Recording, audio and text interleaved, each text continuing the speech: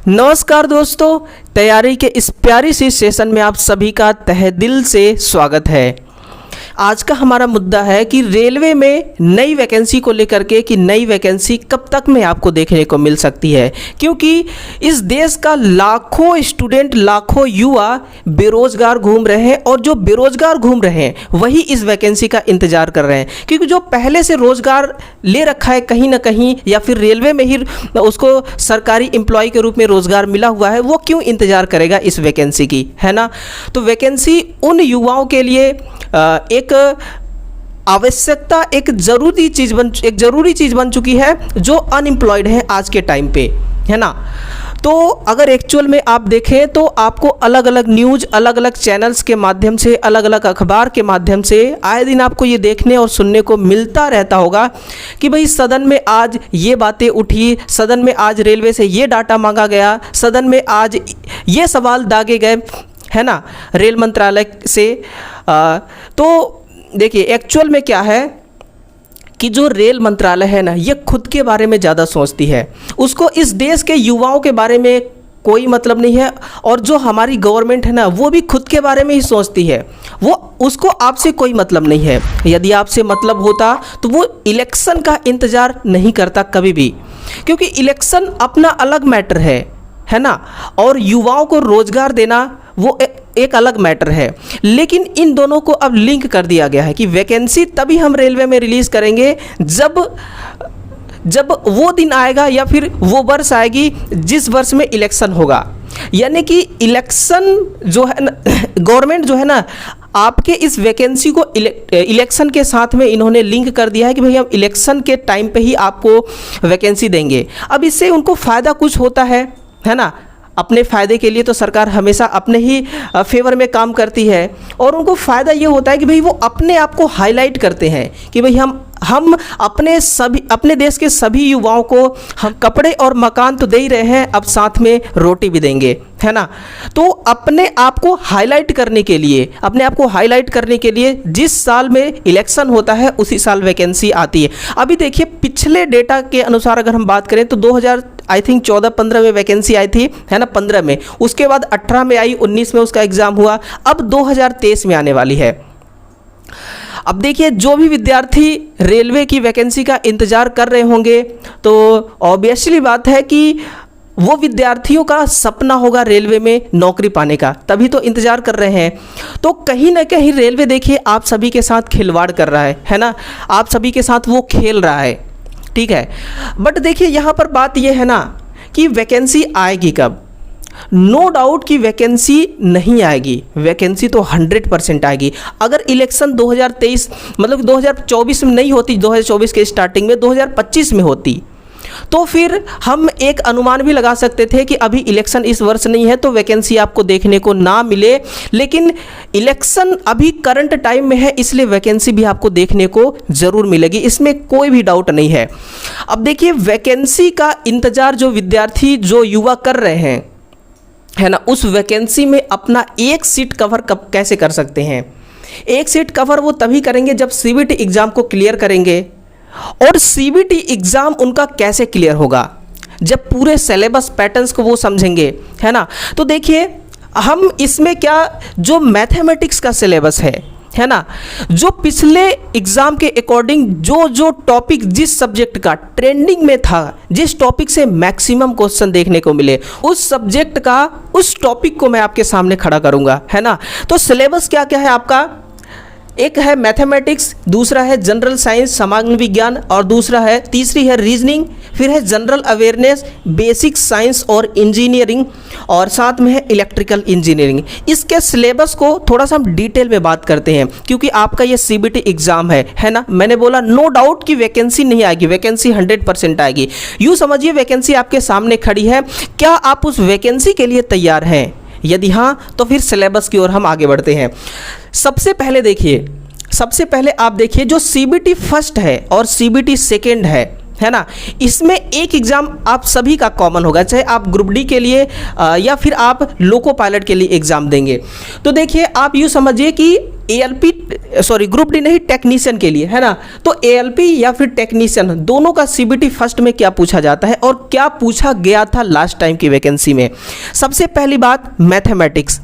अब मैथमेटिक्स जो है ना, इसमें उस टॉपिक को मैं आपके सामने ये पेश किया जिस टॉपिक से मैक्सिमम क्वेश्चन पूछे गए थे और जो टॉपिक ट्रेंडिंग में था, है ना। सबसे पहला सिंप्लीफिकेशन, सिंप्लीफिकेशन से मैक्सिमम क्वेश्चन पूछे गए थे पिछले बार के एग्जाम में।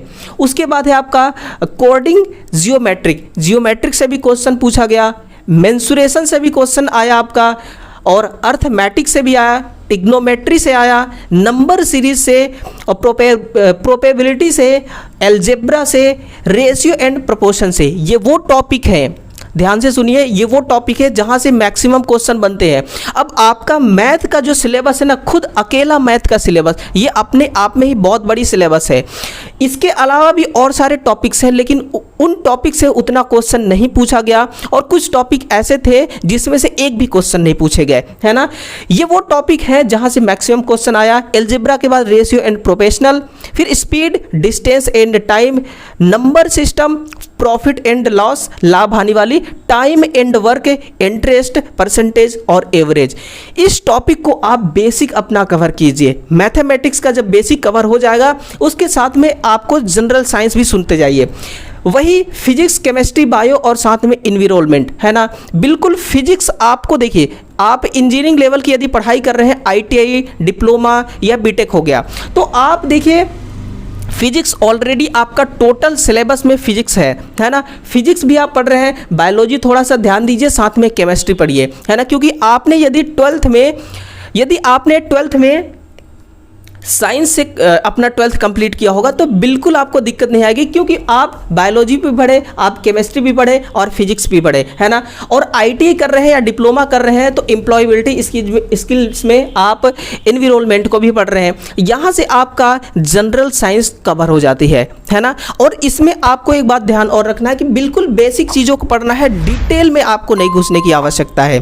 ओके, साथ में general awareness on current affair, यानी कि करंट अफेयर आपको जनरल अवेयरनेस जो है वो करंट अफेयर टाइप का पढ़ना है, जिसमें politics, economics, award and honours, art and culture, sport, खेल के बारे में पढ़ना है। बस आपको करंट अफेयर में इतना ही ध्यान देना है ना।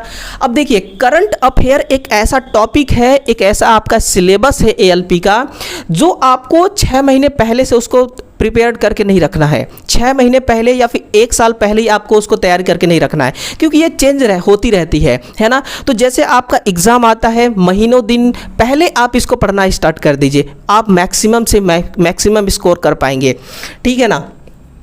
देखिए, इसके बाद आपकी आती है जनरल इंटेलिजेंस एंड रीजनिंग। अब रीजनिंग में भी कुछ ऐसे टॉपिक्स हैं जहां से मैक्सिमम क्वेश्चन पिछले बार पूछे गए थे। जैसे आपका हो गया, आपके ऊपर से देखते हैं एनालॉग हो गया, classification, coding, decoding, problem solving, blood relation, है ना, बुआ का, फूफा का, नाना का, नानी का, ये सब कौन लगता है, ये सब तामझाम पूछता है। फिर Venn diagram, alphabetic and word test, non verbal reasoning, direction, distance, series, missing number, odd and ranking, है ना। तो यहाँ से आपका कवर हो जाता है क्या, जनरल इंटेलिजेंस एंड रीजनिंग। अब देखिए, रीजनिंग भी अपने आप में देखा जाए तो बहुत बड़ी टॉपिक नहीं है, लेकिन कुछ टॉपिक्स ऐसे हैं ना जो फालतू में हैं, वहाँ से क्वेश्चन बहुत ही कम आपको देखने को मिलेंगे। यदि आप उसको पढ़ते हैं तो टाइम पास होगा, सिंपल सी बात है, टाइम पास होगा और कुछ नहीं होगा। लेकिन ये मैं नहीं कहूँगा कि आप मत पढ़िए, आप बिल्कुल पढ़िए, हो सकता है कि इस बार क्वेश्चन आ जाए, पिछली बार नहीं आया तो, है ना। तो यहाँ से आपका ये रीजनिंग कंप्लीट हो जाती है। फिर देखिए, बेसिक साइंस एंड इंजीनियरिंग, अकेला 40 नंबर का क्वेश्चन यहाँ से पूछा जाता है। अकेला 40 नंबर का वेटेज कौन रखता है, बेसिक साइंस एंड इंजीनियरिंग। इस टॉपिक को आपको ध्यान देना बहुत जरूरी है। इसमें समथिंग 5 से 6 टॉपिक्स ऐसे आते हैं, कहने का मतलब 5 से 6 यूनिट ऐसे हैं जहां से क्वेश्चन पूछे जाते हैं, और उनमें से आपको पढ़ना किस किस टॉपिक को है। जैसे आपका हो गया speed and velocity, speed and velocity को आप ध्यान दीजिए। इंजीनियरिंग ड्राइंग, अब ड्राइंग में कई बार ऐसा होता है कि स्टूडेंट पूछते हैं कि सर इंजीनियरिंग ड्राइंग में हमें क्या पढ़ना है, क्योंकि इंजीनियरिंग ड्राइंग भी अपना एक अलग से सेपरेट बुक होती है उसकी, है ना। अब बुक है तो बुक में तो बहुत सारी सिलेबस होंगे, बहुत बड़ा सिलेबस होगा। तो सुनिए, उसमें आता क्या है, आपको प्रोजेक्शन पढ़ना है, साथ में व्यूज पढ़ना है, ड्राइंग इंस्ट्रूमेंट को पढ़ना है, लाइंस को पढ़ना है, रेखाएं है ना, रेखाओं की मोटाई कितनी होती है वगैरह वगैरह, बहुत सारे इसमें लाइन, बहुत सारे प्रकार के इसमें लाइंस होते हैं है ना, उसको आपको कवर करना है। फिर जियोमेट्रिक फिगर्स को पढ़ना है, सिंबलिक पढ़ना है और रिप्रेजेंटेशन को पढ़ना है। बस इतना सा ही आपका इंजीनियरिंग ड्राइंग है। ड्राइंग में बहुत सारा सिलेबस नहीं है, बहुत छोटा सा टॉपिक है। इस टॉपिक को आप जरूर कवर कीजिएगा। यहां से टोटल मिला के 40 क्वेश्चन पूछे जाएंगे। फिर देखिए बेसिक इलेक्ट्रिसिटी को, यदि आप ITI कर रहे हैं या फिर आप डिप्लोमा कर रहे हैं तो आप बेसिक इलेक्ट्रिसिटी को तो बेसिक तरीके से आपको मालूम होगा है ना।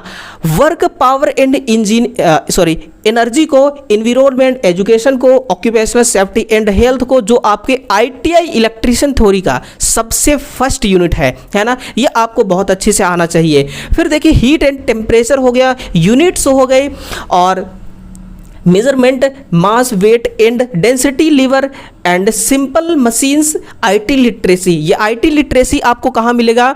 IT लिटरेसी जब आप ITI करते हैं तो आपके सिलेबस में एक बुक होती है एम्प्लॉयबिलिटी स्किल करके, वहीं पर आपको ये मिलेगा IT लिटरेसी है ना। ऑक्यूपेशनल सेफ्टी एंड हेल्थ भी वहीं पर मिलने वाली है, ये सारा चीज़ वहीं पर मिलेगा, एनवायरनमेंट भी वहीं पर मिलेगा, तो आपके काम आने वाला है। अब आपको एम्प्लॉयबिलिटी स्किल को भी ध्यान में रखना होगा। यहाँ से आपका basic science and engineering complete होता है, और आप कोशिश कीजिए कि मैक्सिमम से मैक्सिमम स्कोर यहाँ से करें। 40 में से 30 नंबर आप कोशिश करिए, अपना तैयारी ऐसा करिए कि 40 में से 30 नंबर आपको इसमें से मिल जाए। देखो यार, सिंपल सी बात है ना कि रेलवे में नौकरी पाना इतना आसान तो है नहीं, है ना, ये हर किसी को मालूम है। वही बंदा, वही इंसान रेलवे में जॉब कर सकता है जो धूप नहीं, जो छाँव में भी पसीना बहाया हो, जो छाँव में भी पसीना बहा ले, वही रेलवे में नौकरी करता है ना। तो आपको इतना स्ट्रगल करना है, इतना मेहनत करना है कि छाँव में भी पसीने निकलना है, ओके ना। बाकी तो लाखों की संख्या में युवाओं तैयारी कर रहे हैं, लेकिन सिलेक्शन तो उन्हीं को मिलता है ना, जो मैंने अभी आपको बोला। अब देखिए आपका CBT एग्ज़ाम ख़त्म है, फर्स्ट और सेकेंड का फर्स्ट पार्ट। अब जो आपका सेकेंड CBT होगा, सेकेंड CBT में 2 पार्ट के एग्जाम, 2 पार्ट होते हैं, और फर्स्ट पार्ट में वही नॉन टेक, और सेकेंड पार्ट में आपका जो ट्रेड सिलेबस होता है ना, वहाँ से क्वेश्चन पूछे जाएंगे, इलेक्ट्रिकल इंजीनियरिंग सिलेबस। अब इसमें इंजीनियरिंग जो है ना, इंजीनियर वाला आपको इलेक्ट्रिकल नहीं पढ़ना है, आपको ITI लेवल का इलेक्ट्रिकल पढ़ना है। और उसमें क्या पूछा जाएगा? 3 फेज मोटर सिस्टम। आपको पता है कि मोटर, ट्रांसफॉर्मर, ये एक ऐसा यूनिट है, एक ऐसा सेक्शन है जो इलेक्ट्रिकल को इलेक्ट्रिकल साबित करती है ना, कि 3 फेज मोटर सिस्टम जो है आपको बेसिक पढ़ना है इसको, नो डाउट कि बिल्कुल सिंपल चीज़ें पढ़ना है। इसमें से जितना भी न्यूमेरिकल हो सके लगा डालिए पूरा, इसमें से जितना भी आपको 1 लाइनर क्वेश्चंस हो गए, 2 लाइनर क्वेश्चंस हो गए, डिफिकल्ट हार्ड क्वेश्चंस हो गए, सिंपल क्वेश्चंस हो गए, सारे क्वेश्चंस आप इसमें कवर कर लीजिए। 3 फेज मोटर को आप यूँ समझिए कि घोट कर पी जाइए, लेकिन याद नहीं करना है। याद करके आप टेक्नोलॉजी के फील्ड में नहीं जा सकते हैं, है ना, याद नहीं करना है। बट कुछ डेटा ऐसा होता है जो आपको याद करना होता है, वो एक अलग बात है।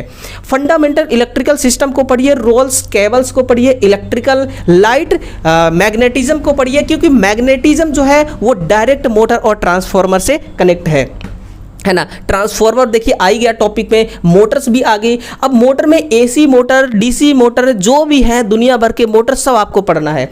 उसके बाद अल्टरनेटिव सिस्टम को पढ़ना है, सिंगल फेज मोटर को पढ़ना है ना। तो सिंगल फेज, 3 फेज हो गया, फंडामेंटल इलेक्ट्रिकल हो गया, ट्रांसफार्मर मोटर हो गए, ये आपका बेसिक पार्ट है। यहाँ से मैक्सिमम क्वेश्चन पूछे जाते हैं। पिछली बार देखिए जो ट्रांसमिशन लाइन है ना, वहाँ से भी क्वेश्चन पूछे गए थे, बट उतना क्वेश्चन नहीं पूछा गया था जितना ट्रांसफार्मर और मोटर का क्वेश्चन पूछा गया, ठीक है। तो इतना ही देखिए आपका जो सिलेबस है, बस इतना ही आपका सिलेबस रहने वाला है। और इस सिलेबस को आप कवर करने के लिए जी जान लगा दीजिए, जी जान एक कर दीजिए, है ना। सिलेबस अगर आपका कंप्लीट है ना, तो CBT एग्ज़ाम भी निकलेगा और आपका साइको टेस्ट भी निकलेगा, सब कुछ निकलेगा, है ना, इसमें कोई डाउट नहीं। बस खुद पर भरोसा रखना चाहिए, बस खुद पर आपको ट्रस्ट हो, आप CBT एग्ज़ाम भी निकालेंगे और साइको टेस्ट भी निकालेंगे, है ना। तो चलिए आप इस सिलेबस को ज़रूर कवर कीजिए, यही सिलेबस आपके सपनों को उड़ान देगी, यही सिलेबस सिलेबस आपके जीवन में रंग लाएगी, है ना। जो भी आपका सपना है वो सपना देखिए आपको बिल्कुल दिख रहा है, आपका सपना आपके सामने है ना। इस सपने को पूरा कैसे करना है, बस मेहनत करके पूरा करना है ना। जो भी मेहनत किया है, मेहनत करने से ना कभी इंसान पीछे नहीं आता, मेहनत करने से कभी इंसान नीचे नहीं गिरता, वो उठता है हमेशा, हमेशा ऊपर ही उठता है और हमेशा आगे ही बढ़ता है ना। कोई ऐसा है जो मुझे बता सकता है कि इसने मेहनत किया लेकिन इसने नीचे गिर गया, है ना, इसने गरीब हो गया? ऐसा कभी नहीं होता है। तो आप स्ट्रगल करिए, बाकी कामयाबी तो आपके साथ खड़ी है ना। चलिए दोस्तों, इस वीडियो में इतना ही। वीडियो को शेयर कीजिए, लाइक कीजिए, फॉलो कमेंट कीजिए और बेल आइकन को भी प्रेस कीजिए, है ना। अपने दोस्तों तक इसको शेयर जरूर कीजिए।